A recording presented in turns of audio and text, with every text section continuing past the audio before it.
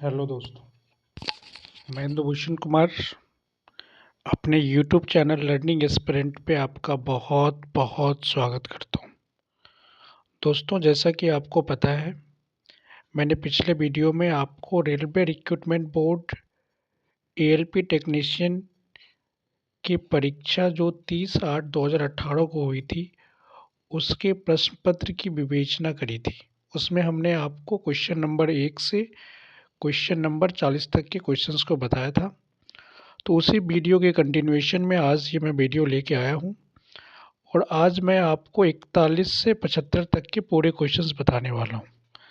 अतः आपसे अनुरोध है कि इस वीडियो में बने रहें और अगर आपको कुछ अच्छा लगे तो लाइक, शेयर और सब्सक्राइब ज़रूर करें। तो चलिए वीडियो को स्टार्ट करते हैं। तो हम चलते हैं क्वेश्चन नंबर 41 पे।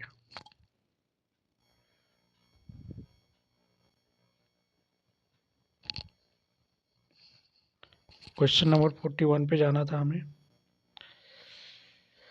ये हो गए 6।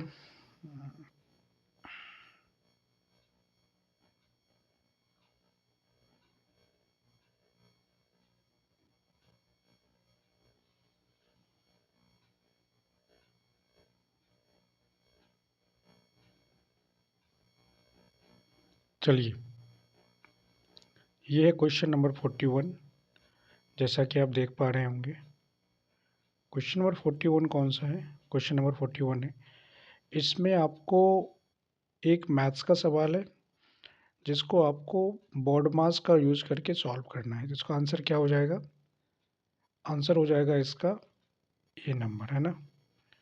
चलिए क्वेश्चन नंबर 42 पे आते हैं हम लोग। 42 में है कि निम्नलिखित में से कौन सी संख्या अपरिमेय है? अपरिमेय का मतलब क्या होता है? जिसको आप p/q के फॉर्म में प्रेजेंट नहीं कर सकते, है ना, उसको हम लोग बोलते हैं अपरिमेय संख्या।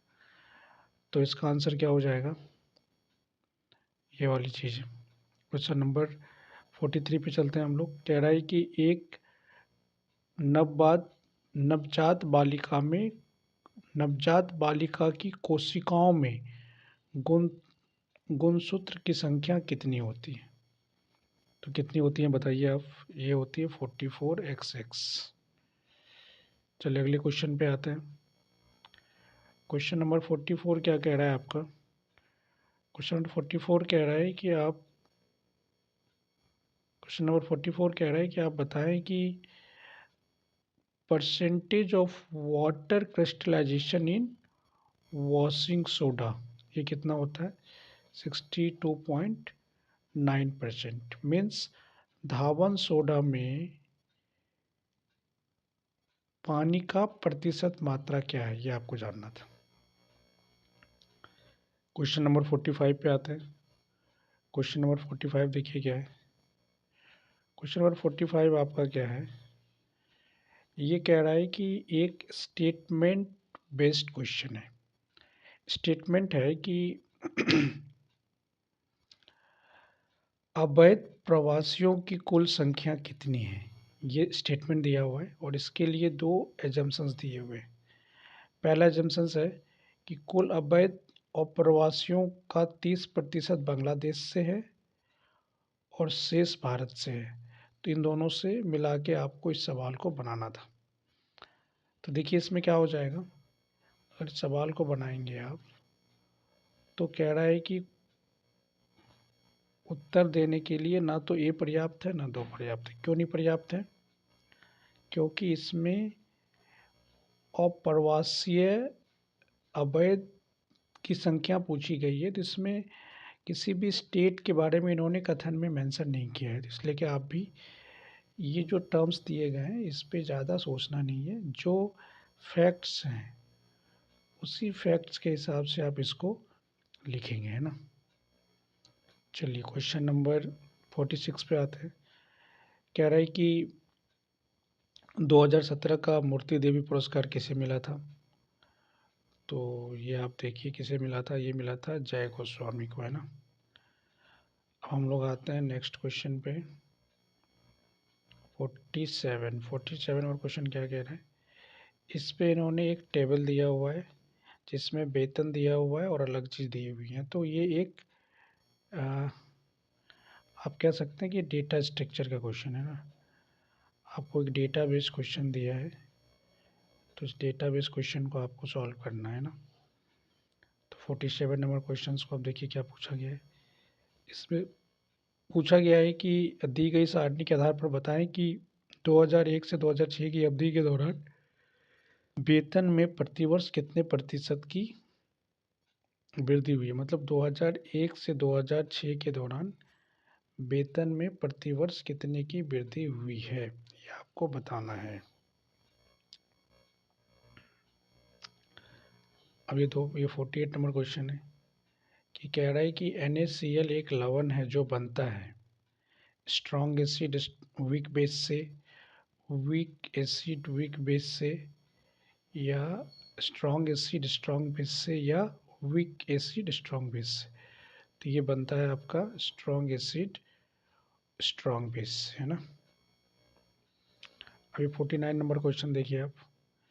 ये क्वेश्चन क्या कह रहा है कि एक समूह की 5 सबसे छोटी संख्याओं का औसत 15 है, जिसमें समूह के सभी 15 संख्याओं का औसत 17 है, तो सबसे बड़ी 8 संख्याओं का औसत बनाए। तो ये एक एवरेज पे बेस्ड सवाल है और आप इसको इजीली बना सकते हैं ना। आप X1 X2 X3 X4 मान के ही बना सकते हैं, या फिर आप कंटिन्यूस 5 डिजिट्स एज्यूम करके फिर उसकी औसत को निकाल के सवाल को सॉल्व कर सकते हैं। तो चलिए क्वेश्चन नंबर 50 पे चलते हैं। क्वेश्चन नंबर 50 किस पे रिलेटेड है, ये देखिए। ये क्वेश्चन जो है ना, ये अच्छा क्वेश्चन है। इसमें यह है कि ए और बी किसी काम को 10 दिनों में कर सकते हैं। यदि ए उसी काम को अकेला 15 दिनों में कर सकता है तो बी कितने दिनों में करेगा। कह रहा है इनके लिए 4 स्टेटमेंट दिए हुए हैं, तो कौन कौन सा जो स्टेटमेंट है वो इस सवाल को सॉल्व करने के लिए लगेगा आपको। गुड क्वेश्चन, ये क्वेश्चन अच्छा क्वेश्चन है ना। इस क्वेश्चन को आपको अच्छे से समझना चाहिए। चलिए, तो आपको ए कह रहा है एक एक दिन का काम 1/10 माइनस 1/15 है, या ए और बी के काम का कार्य 1/10 और ए के काम 1/15 है। ए अकेला 30 दिन में कर सकता है, बी का काम 1/30 है। तो कह रहा है कि आप उन्हें सीक्वेंशियल ऑर्डर में व्यवस्थित कीजिए। क्वेश्चन 51 देखिए क्या है। कह रहा है कि आकाश की मासिक आय 9,600 रुपये है, उसका मासिक खर्च उसकी आय का 60% है, तो उसकी मासिक बचत कितनी है। इजी क्वेश्चन है, इसको आप सॉल्व कर सकते हैं, है ना। चलिए हम लोग क्वेश्चन नंबर 52 पे चलते हैं। ये तो एक अल्फ़ाबेट सीरीज का क्वेश्चन है ना, इसको आप आराम से बना सकते हैं। कह रहा है VMR ज़्यादा यस के बराबर है, तो AKT किसके बराबर होगा। तो यह इजी क्वेश्चन है।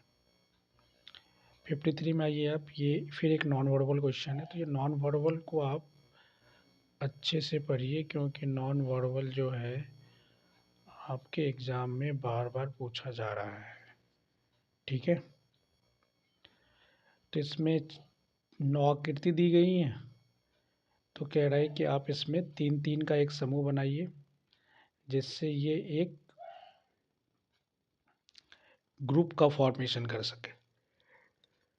तो अगर आप 1, 2 और 6 की बात करेंगे तो देखिए क्या है। 3, 4 और 2, 2 और 3 हो जा रहा है, उसी तरह बनाना पड़ेगा आपको, है ना।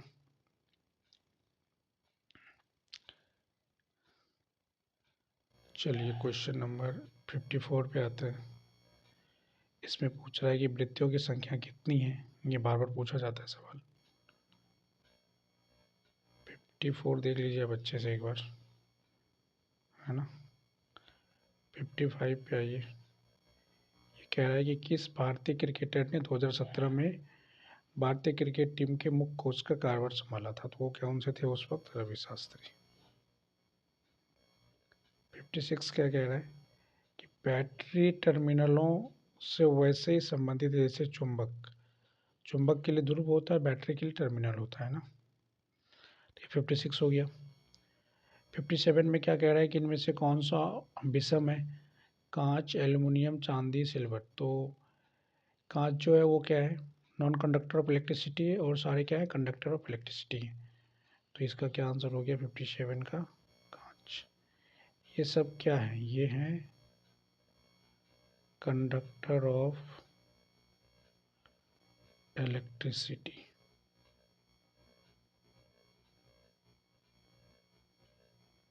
है ना। और कांच क्या? Non conductor. 58 में आइए आप, ये कह रहा है कि dash tissue changes the diameter of blood vessels. Blood vessels के डायमीटर को कौन सा टिश्यू चेंज कर देता है? तो ये कौन सा टिश्यू होता है? ये होता है मांसपेशी, है ना। 59 फिर देखिए, एक पाइप और सिस्टर्न का क्वेश्चन है, आसान क्वेश्चन है, आप बना सकते हैं आराम से।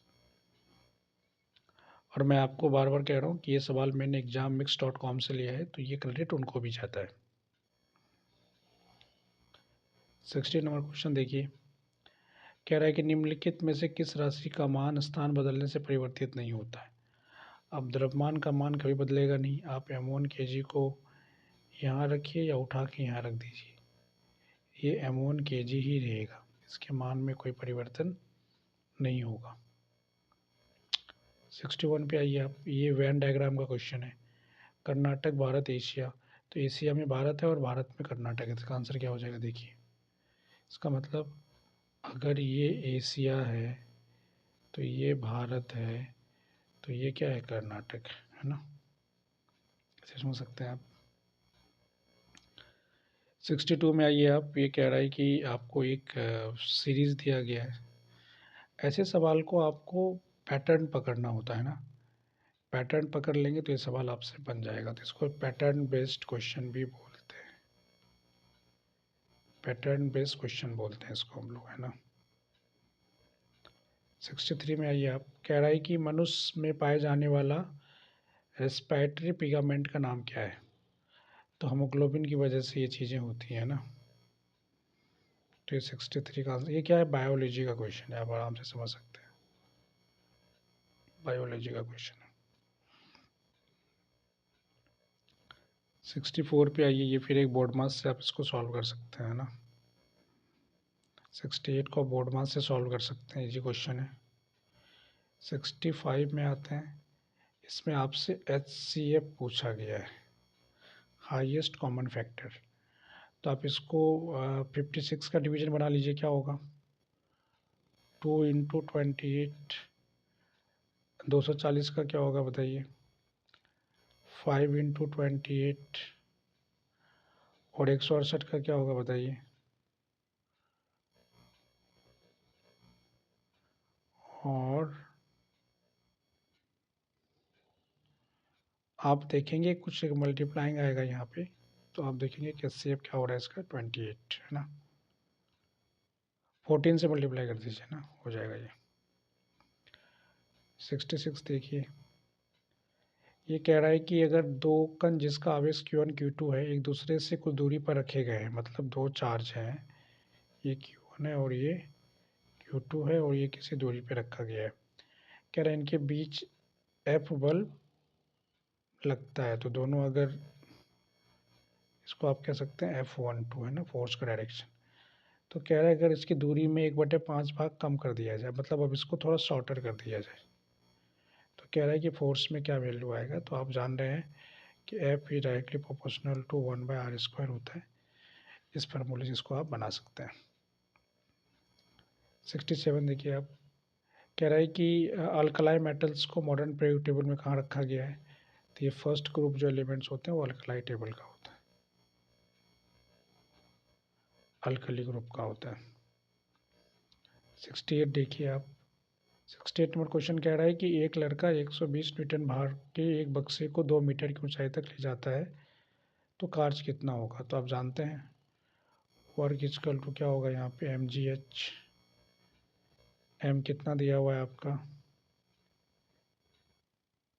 120, एम और जी क्या हो गया, इसका वेट हो गया, एच हो गया 2, तो कितना हो गया 240 जूल। Answer number 3। चलिए 69 पे आते हैं। 69 नंबर क्वेश्चन क्या है कि एक परीक्षा में 25 विद्यार्थियों का औसत 60 है, पहले 13 का औसत 70 है, अंतिम 13 का 50 है, तो आरोही क्रमश होने पर मध्य छात्र की कितनी होगी। तो आप इसमें क्या करेंगे 13 गुना 70 और 13 गुना 50 जो आएगा वही इसका मध्य बच्चों का भार होगा। 70 नंबर क्वेश्चन देखिए, यहाँ क्वेश्चन है कि कौन सी भारतीय महारत्न कंपनी ने हॉकी इंडिया लीग का शीर्ष प्रायोजक है, मतलब 2016 में जो हुई थी, तो उसका था कोल इंडिया लिमिटेड, और ये हुआ कहा था उस वक्त उड़ीसा में हुआ था। तो ये करंट अफेयर का क्वेश्चन है। चलिए 71 पे आते हैं। कह रहा है के का मान ज्ञात कीजिए, रूट्स इक्वल होनी चाहिए। तो रूट्स इक्वल कब होता है बताइए, तो रूट्स इक्वल होनी चाहिए, मतलब दो रूट्स अगर अल्फा और बीटा है तो रूट्स इक्वल होनी चाहिए। तब आराम से डिटरमिन इसका डी क्या करना पड़ेगा आपको, जीरो करना पड़ेगा। और डी क्या होता है b² माइनस 4ac का वैल्यू क्या करना पड़ेगा, जीरो करना पड़ेगा। तो उस हिसाब से आप इसको सॉल्व कर सकते हैं। 42 देखिए क्या कह रहे हैं, ये एक आयु का क्वेश्चन है, एज पे क्वेश्चन बेस्ड है, ये भी आसान क्वेश्चन है ना, आप इसको सॉल्व करेंगे तो बन जाएगा। 42 नंबर क्वेश्चन है कि 15 साल पहले सिंथिया ब्रिटनी से 3 गुना बड़ी थी, उस उनकी वर्तमान आयु का एक योग 54 है, तो ब्रिटनी अब कितनी बड़ी है। तो ये आसान क्वेश्चन है ना। 73 देखिए आप, ये प्रॉफिट लॉस का क्वेश्चन है कि by selling a used phone for rupees 6160, Ranjan got 60% less than what it cost him to buy it a few years ago। कह रहा है किसी उपयोग किए गए फ़ोन को 6110 रुपये में बेचकर राजन कुछ वर्ष पहले व्यय की गई राशि से 40% कम मूल्य प्राप्त करता है। तो क्या राजन को 5% लाभ लेने के लिए कितना पे बेचना चाहिए, सेलिंग प्राइस मांग रहा है ना। तो सॉल्व कर लेंगे आप, इसका आंसर क्या हो जाएगा 2 नंबर। 74 पे आइए आप। 74 है कि मटर में पाया जाने वाला कौन सा गुण है, तो ये झूठीदार बीट होती है, सही बात है, ये आपने देखा होगा। और 75 और लास्ट क्वेश्चन है आपका ये फिर करंट अफेयर्स का क्वेश्चन आ गया, जनरल अवेयरनेस की क्वेश्चन है, और वो उस वक्त के हिसाब से पूछा गया था। अब देखिए परीक्षा कब हुआ है, ये परीक्षा हुआ है आपका 30 अगस्त को, और ये सवाल कब का पूछा गया है, ये सवाल पूछा गया आपको फरवरी में। तो आप देख रहे हैं ये सवाल पूछा गया आपको फरवरी में। तो ये पूरा सवाल हो गया आपका 75 नंबर क्वेश्चन। तो आपने क्या देखा अभी, ये पूरे 75 क्वेश्चन में डिस्कस किया आपसे, और अगर आपको उसको वीडियो में कुछ अच्छा लगा हो तो आप लाइक शेयर और सब्सक्राइब ज़रूर करेंगे, और आप हमें कमेंट ज़रूर करिए, है ना। कमेंट्स करने से फ़ायदा ये रहता है कि आपके कन्फ्यूजन्स को मैं क्लियर कर पाऊँगा। और मैंने आपको ये पहले भी कहा हुआ है कि अगर आपको जीके पढ़ना हो तो आप कोई भी मैगज़ीन पढ़ सकते हैं। साइंस पढ़ने के लिए आपको हमेशा एनसीईआरटी की बुक पढ़नी है। एनसीईआरटी की क्लास 6 से 10 तक की बुक पढ़िए, किसी और नोट्स को फॉलो मत कीजिए, साइंस का काम यहीं से हो जाएगा। चलिए इस वीडियो में बने रहने के लिए आपका बहुत बहुत धन्यवाद। आपका दिन शुभ हो।